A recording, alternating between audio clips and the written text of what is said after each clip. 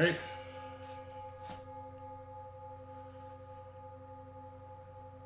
Catherine and James. Hi, everybody. Okay, so today we're going to work on the next move, which is called dodge through back. That is move number 19. So it's the beginning of the fourth section, and dodge through back is is a long move, and it's not physically difficult or athletically difficult, but it's a little difficult because it's so long and complicated. So let me adjust the camera here.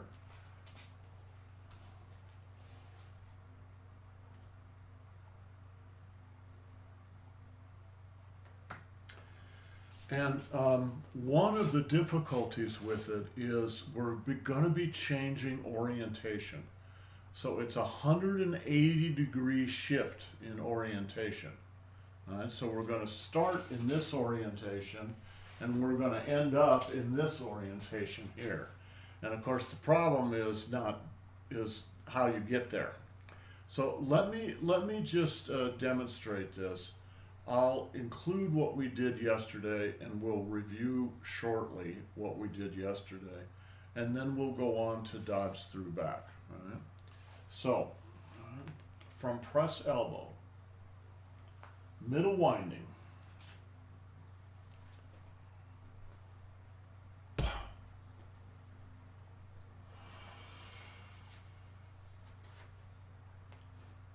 and this is dodge through back.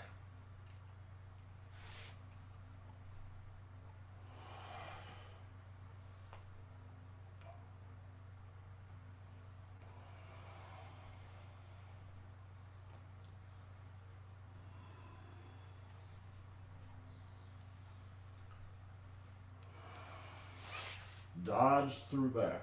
Boom. All right. So let's review the middle winding shortly. I don't want to spend too much time on it, but a little bit of time. All right.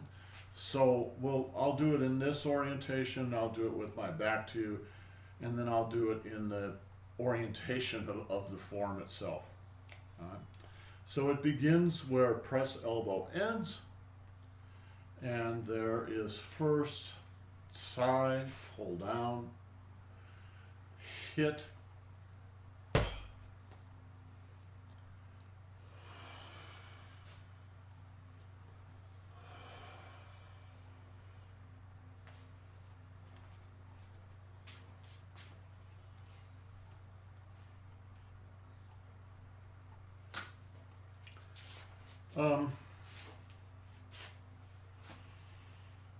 guys, one of the things that happens as you get more familiar with the form or with a particular movement is you'll start to develop your own way of doing it.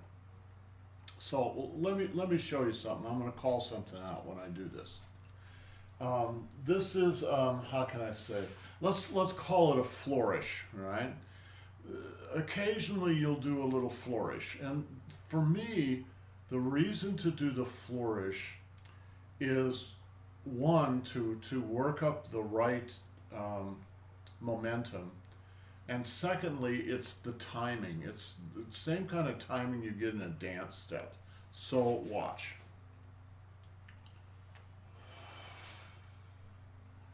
All right, watch this.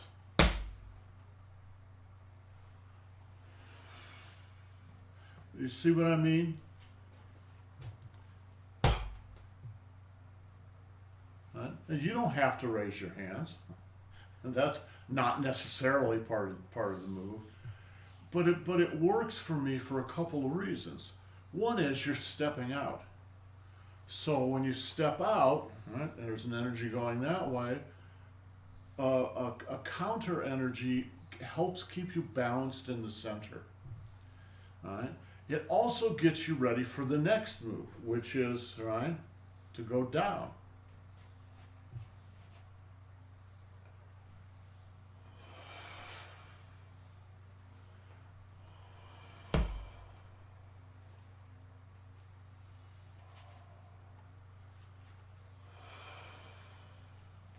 Now, when you end up, it's like your hands on top of your knee, about waist high, right?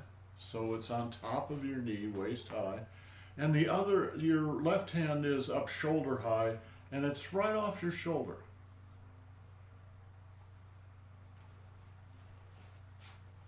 One more.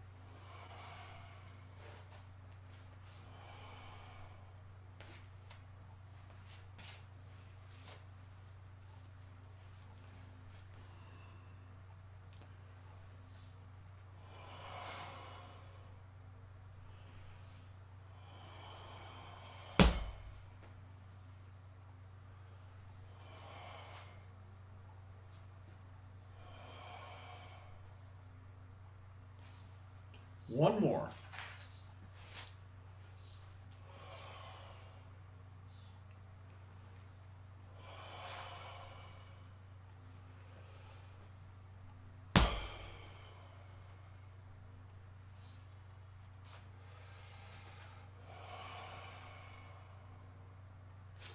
Okay, any questions on that move?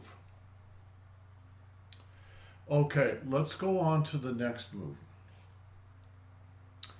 Um, the beginning of the next move is a mirror image of the ending of this move, right?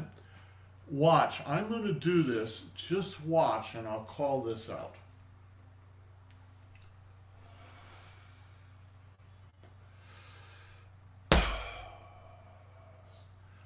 Right, watch. Here's the next move.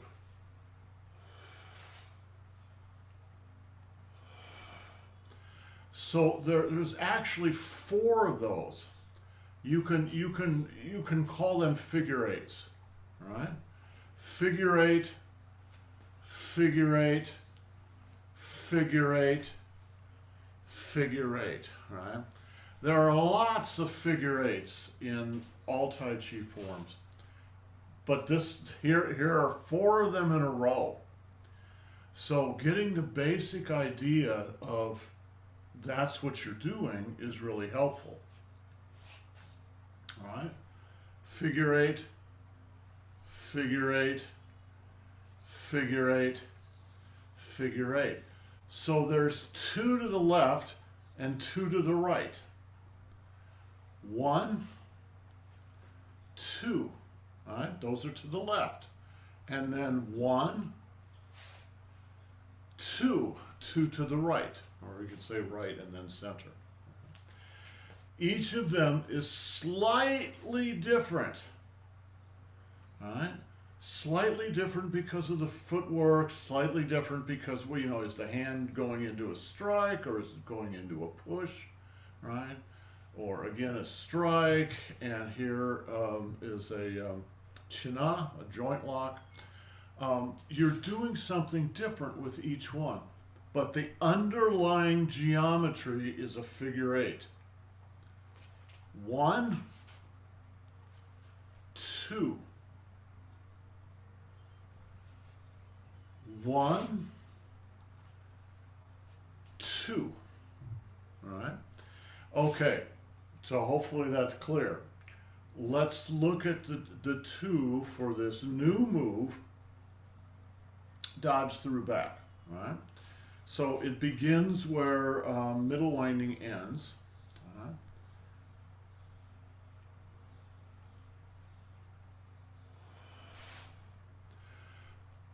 Any figure eight can be a joint lock.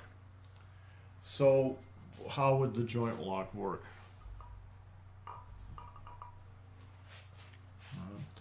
The Tai Chi bong is 16 inches long. It stands in for a forearm. It's somebody's forearm right there, right? You've got their elbow, you've got their hand or their wrist. Right? Twist. Twist. It's a lock. Right, Kevin? Oh yeah. Grab the hand and lock the wrist, and then counterlock the elbow. Right? And you do it with your insides, not just with your arm muscles. Okay, so this first one,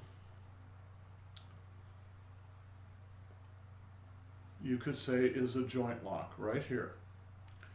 So what's the footwork? Well, the footwork is you just step in. Right? Here's where you're standing when you finish with middle winding. You just step in. So this is joint locks are often done like this. Right? You really put your weight into it. But they don't have to be. If you're good at them, you can do them standing up. Now you're still using your weight. It's not quite as extreme, right? But if you're good at doing the lock, you can do it standing up, and that's what this one is. They're assuming you're good at the locks. Right? Figure eight to the right, joint lock. Figure eight to the right, the same joint lock, only now you're going to put your weight down into it. Boom. So your weight's going to be forward here. I've lost the focus on my camera. There it goes. All right. So in essence, it's the same move twice.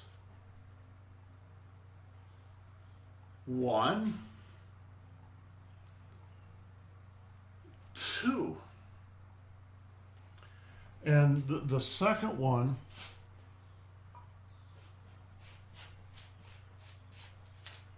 you're doing exactly the same thing, only you're using your weight to drive the guy down. You drive him down into the ground. Boom. And he's going to go, because if he doesn't, it will rip his arm off.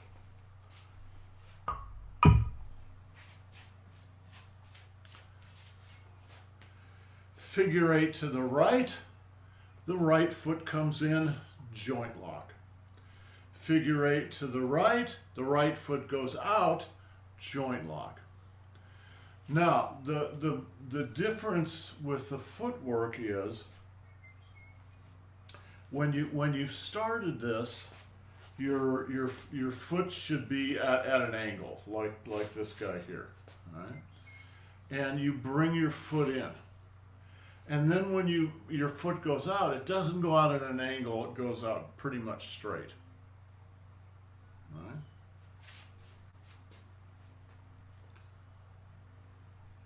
1,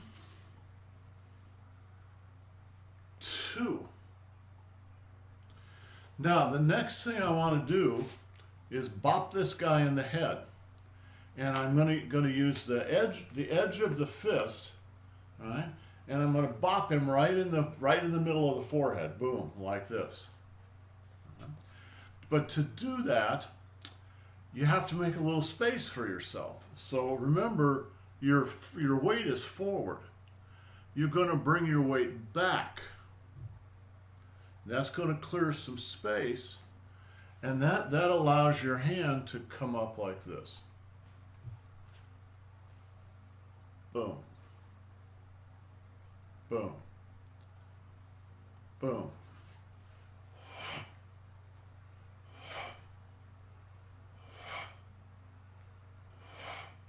So you extend your fingers a little bit, and you use the fat edge of the palm. Yeah, good, Catherine. Boom. All right. Let's add that in. 1, 2, 3. Okay, now here comes the tricky part. So just relax a minute. I'm going to have to explain this. In not just Tai Chi as a martial art, but in all the martial arts, there's a move where you drive your fingers into the guy's throat. The hand, when you do that, you have to make a certain quote-unquote hand, right? And it's like this. The fingers tile on top of each other, and the thumb closes in. Now, it doesn't close in like a fist. Sometimes you can do that, but it just closes. So what that does, right, is it turns your hand into a pipe, right, into a cylinder. And this is strong because you're going to be using the ends of your fingers. So you have to make your hand strong when you do this. This is colloquially called the swallow, like a bird, right? The swallow. This little indentation in your neck here is called the swallow's nest. So the swallow wants to go into the swallow's nest. Boom, right? Now, when you push it in, you don't use your hand. You use your center. Watch.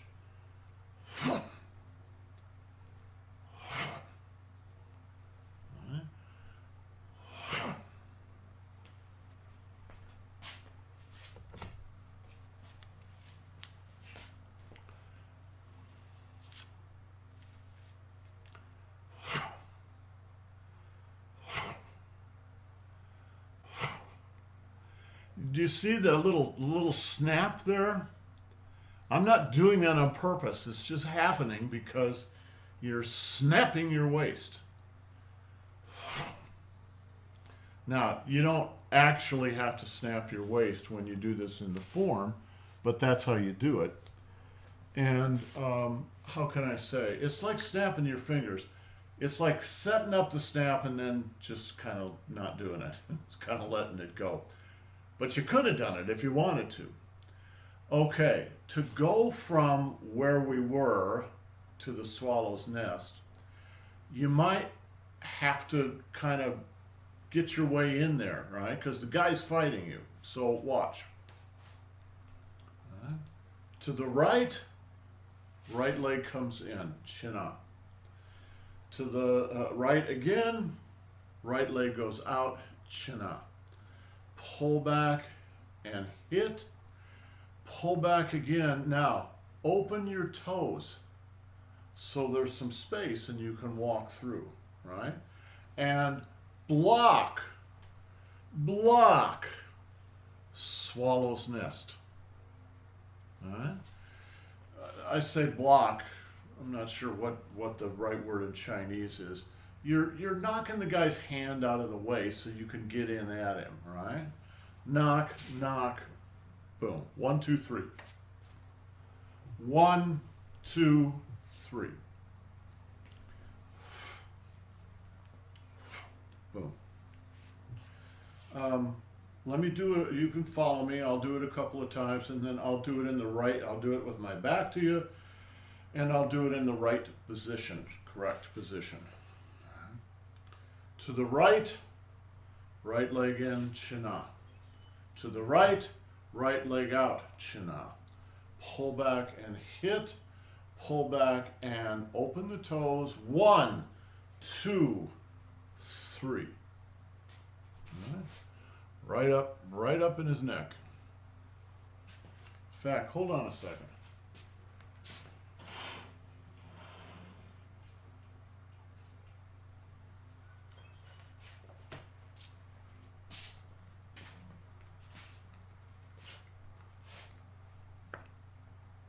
Well, I'll see if I can find a picture online.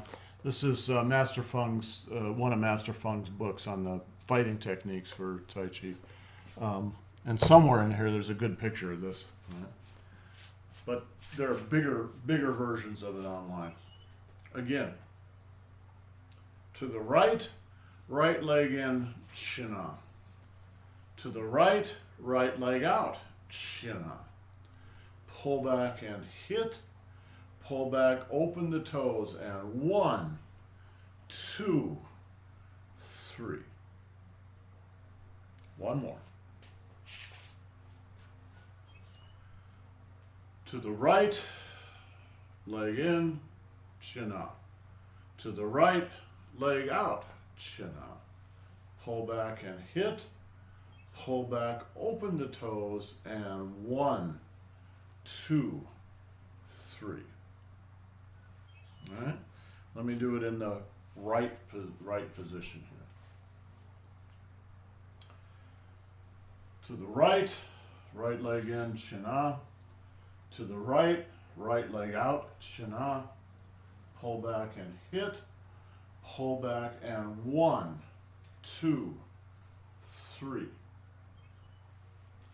Again.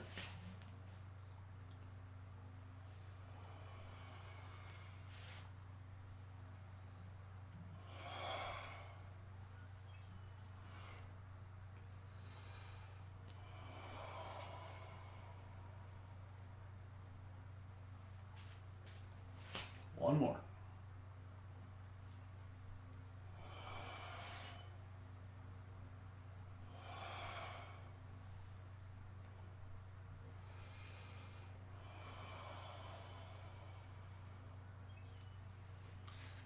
Okay, any questions about that part? What is your left hand doing while the right one is doing the swallow's neck or whatever? Block, block. Block. If you're going to go up, something needs to go down. So you could think of this as, you've blocked a guy and you're pressing his arm down. All right. He's defending himself. You're pressing your arm down and coming through and hitting him. All right. Catherine, that's actually a really good question because this is one where you can really feel the relationship between the left and the right side of the body. This is it's coming forward a little bit, but it's mainly coming up. This is coming back a little bit, but it's mainly going down. And when you do both of those together, you should feel it inside. All right? That tension between the two sides goes all the way to the core of your body. Or rather, the right way to say it is, it's happening in the core of the body and it comes all the way out to your hands. Malcolm, Yeah.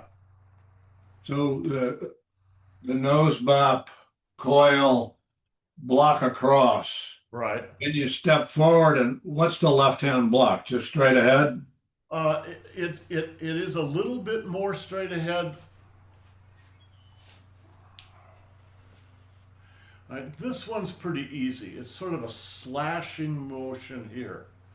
This one's a lot more just going up and straight down, but there's also a kind of slashing motion here. Okay. So one slashes to the right, one slashes to the left, and then And you're stepping forward while you're slashing yes, with the left. exactly, exactly. So, you know, he's like sort of blocking, he's trying to keep you from getting at him, and you're knocking his hand out of the way, knocking his hand out of the way, and then One rather impertinent question. This is the same guy that let you joint lock him twice. that's right. Okay. He's in bad trouble by now. Okay. Okay, now comes the fun part. We've got to spin from this direction to this direction. And in order to do that, there's some fancy footwork that has to happen. We'll be lucky to get this today, but I'll try and get all the way through so when you watch the recordings, you can see it, and then we'll have to practice it again next week. I tell you what, I'm going to do the first one facing you. Watch my feet.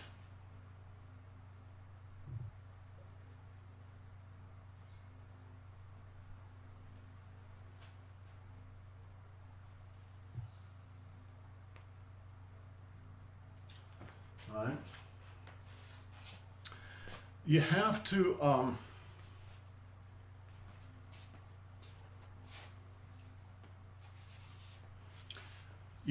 to place your feet rather exactly, right? Or this won't work. This is kind of a spin in which you knock someone down. But the way the spin goes, I'll do it in this position here, right? You pick your foot up and then you place it down at 90 degrees. Now this is a little unusual. We don't usually do 90 degrees. We usually do 45 degrees. But this is 90 degrees, all right? So you're standing there like a penguin, all right? Step up, place your foot, and now look down at your feet. There should be 4 to 6 inches between your heels. It shouldn't be like this, that's way too much. It shouldn't be like that, that's way too close. It needs to be 4 to 6 inches. And if I were to, let's say I was doing it on the line here, right? My heel that I've just adjusted should be on that line. Right? So my heels should be lined up. This heel here is making a line. This comes around and touches on that line. Now, here comes the other part, right? You have to shift your weight back to the right foot here. And now you're going to do the same thing with the front of the foot, with the toes. Spin. Now my toes are lined up and they're about 4 to 6 inches apart. And now I shift my weight to the left and just spin on the right foot and I'm standing there. And now we're facing the other direction. I know that's a little difficult to get on video, but we'll just work on it. All right. Step up, place your heel, look down. I don't even have to look anymore because I've done this so many times, but you should have 4 to 6 inches there. Now shift your weight back to the right and do the same thing with the toes and then shift your weight to the left again. You don't want to ever try to adjust a foot or a leg if you've got weight on it, because you'll just hurt your knee or your hip. So the weight shift here is important. The weight shift is on the left. Adjust the right foot. Now shift your weight to the right. Adjust your left foot. Shift your weight to the left. Adjust your right foot, and you're ready to move forward. Is that clear? Catherine, is that clear?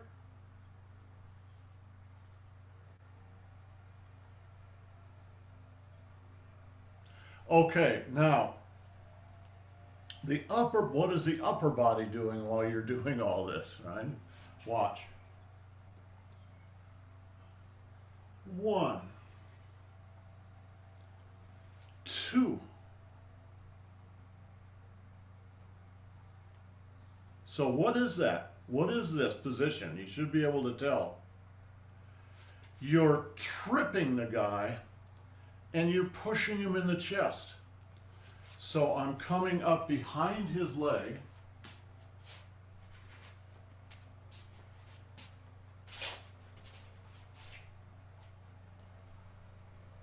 I'm coming behind his leg, his foot.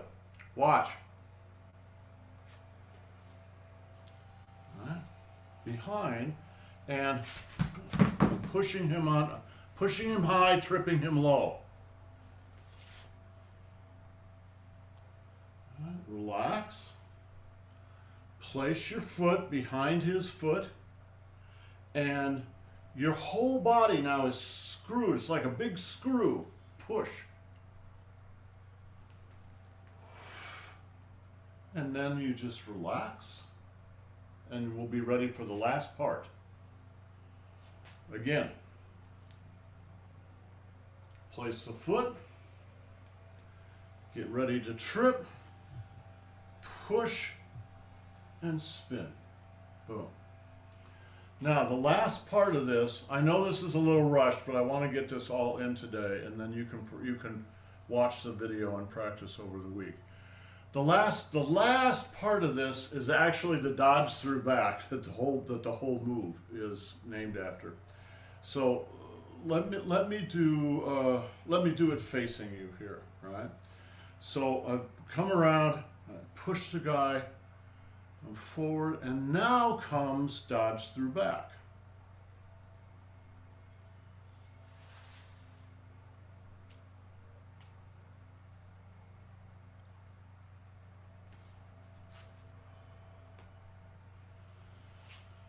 One, two, three.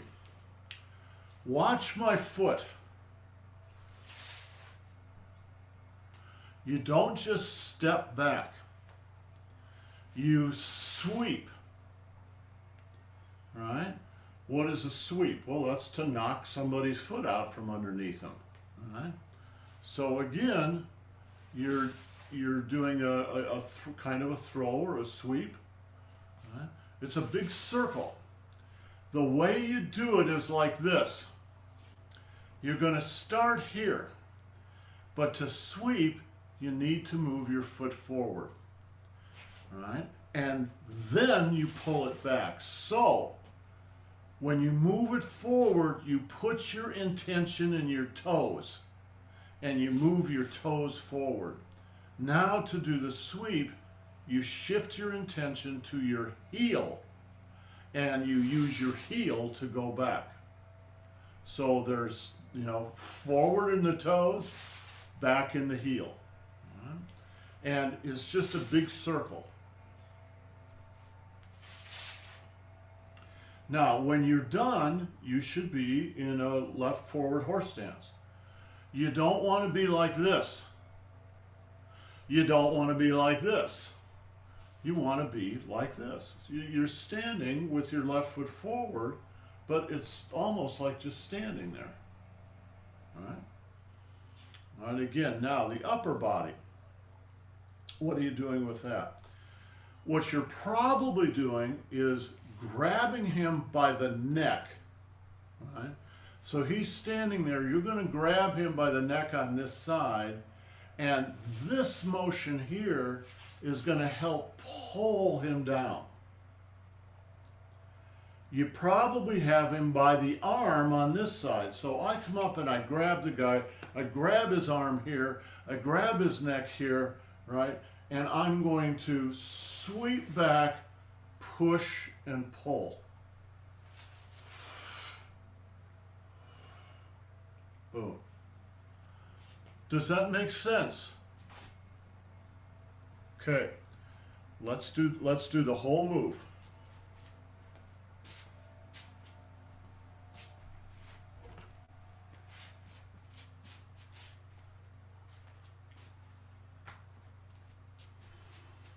And I know this last part is a little sketchy. We'll go over it again in detail next Saturday, but just follow the recordings and just try and get a little practice in, right? So from the end of middle winding, to the right, chin up, to the right, chin up, pull back and hit, pull back and 1, 2, 3, step up, place your foot at 90 degrees, toes at 90 degrees and throw, spin, step back, and forward, back, 1, 2, 3. By the way, I should say, when you do dodge through back, a common mistake that people make is to do the left and the right side of the body at the same time. Let me demonstrate. That's wrong. It's always wrong. And anything like this is wrong. It's always 1, 2. And in this case, because you're really using your leg, it's 1, 2, 3. 1, 2, 3. All right? There's always a beat between the use of the right side of the body and the use of the left side of the body, because there's a width to your body. So your chi's got to move from one side to the other, and that's a beat. Right? 1, 2, 3. Not like this. All right? 1, 2, 3. Boom. One more.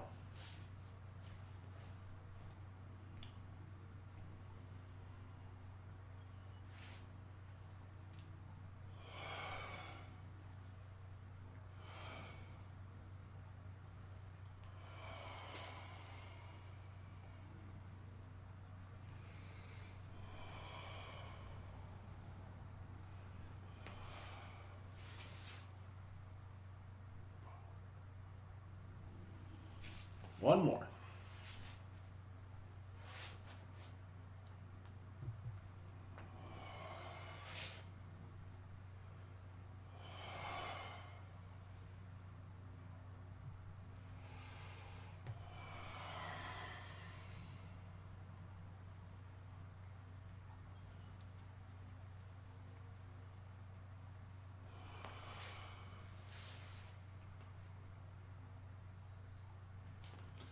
Okay, any final questions? James, if you got any questions. Are all at the metaphysical level. Well, we'll go over this again next Saturday. But just practice, do what you can, and once you get it, it's kind of a fun move. All right? That's a powerful move. Cool. All right. Okay, guys, have yourselves a great day. We'll see you next time. Ciao.